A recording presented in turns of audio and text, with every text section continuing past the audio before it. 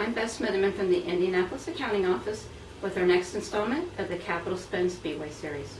Today I'm going to discuss the capitalization rules for HVAC systems. We use two accounts to record those capital costs.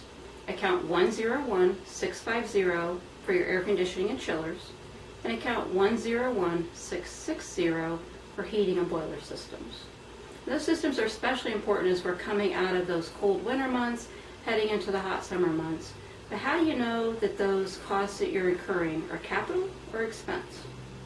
Well, there are two main ways that costs qualify as capital for the systems. First is pretty straightforward. If you're replacing that unit and the unit costs at least $250, then the cost of the unit, any additional materials, and the installation labor costs do qualify as capital.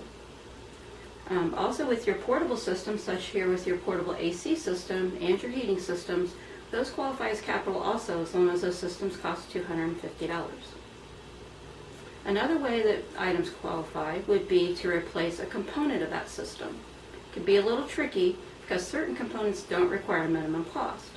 That would be your fan and blower motor, your evaporator and condenser coils, and your compressor for your AC systems.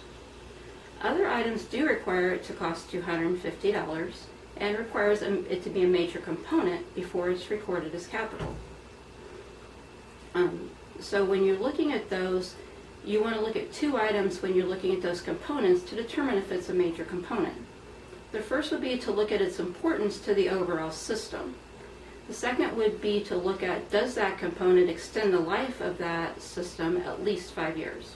If you do those two items and it's $250, then those components qualify as capital.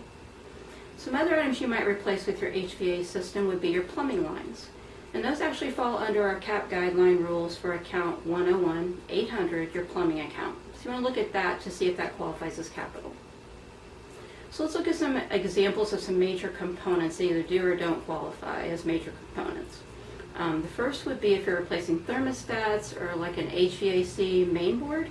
As long as those cost $250, those are major components and can be capitalized. However, if you're replacing like an ignition switch, your igniter, your thermocouple, maybe some electrical lines with a switch, we don't consider those major components regardless of the cost, and those should be expensed. There are some other items we normally consider expense. That would be if you're adding refrigerant or freon to your system. Also, if you have a service call or troubleshooting, if they don't replace anything as capital work when they come out, that's an expense. And then finally, if you have warranty work where the company's paying for the part and we're only paying for the labor, that is an expense item. So what are some opportunities to turn those expenses into capital? Well, the first would be to look at that service call and see, can I have that work happen at the same time? So now I have capital work with my service call, and both items would be capital. Secondly would be to look at, does the overall system really just need an overhaul versus repairs? If you're incurring more than $5,000 in costs and those repairs are extending the life of that system at least 10 years, then that can be considered an overhaul of the system and capital. We had an example of that last year at Left Bank. They had their cooling tower, it needed quite a bit of work, and some of the items would have been expensive if they had just done them by themselves. But they did all the work at the same time, and all those costs became capital. So I appreciate you tuning in. Hope this has helped a little bit with your understanding of HVAC systems. Remember, star capitalization is always available if you have questions. And be sure to tune in next month for our next installment of the Capital Spend Speedway series. Thank you.